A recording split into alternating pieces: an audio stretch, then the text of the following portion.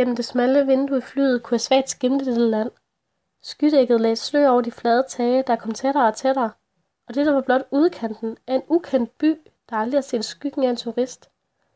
Fra flyet kunne umenneskelige afstande mellem disse bygningsværk ses, og vi mærkede straks, at der ingen haver var, men marker og øde områder. Prærien. Det var der, jeg følte, jeg var kommet til.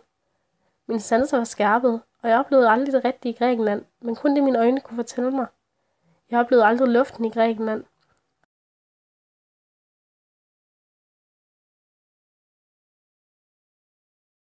Og da jeg steg af flyet, blev jeg mødt af spænding, men den fortog så hurtigt, som jeg ventede på klassen ved nedgang til terminalen. Utallige mennesker steg af flyet, men ingen af disse var kendte ansigter. En svag nervøsitet voksede i mig, og den følelse tog mere og mere fat for hvert sekund, der gik. Jeg var alene i en lufthavn i Grækenland. Et ukendt sted med ukendte mennesker. Tanker som, var jeg overhovedet på det rigtige fly, slog rod inden i mig. Jeg søgte efter min klasse i hele lufthavnen, men de var ingen steder at se. Jeg husker lettelsen, der viste sig i form af tårer, da jeg til min lettelse fandt jer.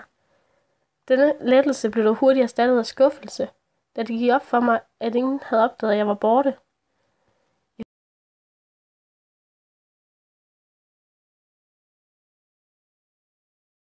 Jeg husker også min første skridt i Grækenland. Første skridt på græsk jord. Den kølige luft i den blændende sol. Den længe ventede smøg, der smagte helt forkert i de nye omgivelser. Jeg husker den jævne, lige og fuldkommen ikke hullede motorvej, som vi gled henover. E94. Jeg husker de mange betalingsbomme på denne motorvej. Jeg husker de små huse i vejkanten, der var sat der til ære for de døde. De spøjse bogstaver, der for alvor bekræftede, at vi ikke var i Danmark mere, de slog mig.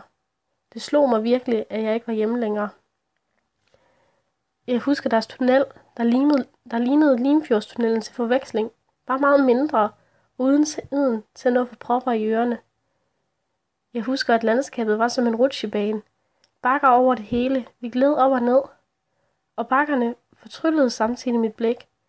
Måske endda bjergene. De var adskilte fra byen, men de bekræftede hinandens størrelse samt tæthed. De stod i harmoni til hinanden, og de fremhævede det smukkeste ved hinanden. Hvis man ikke havde udsigt over havet, så havde man over bjergene og omvendt. Man følte sig så lille i dette nye land, og man var blot en af mange mennesker i denne store verden. Dog kan jeg ikke finde ud af, om jeg kan lide Grækenland eller ej.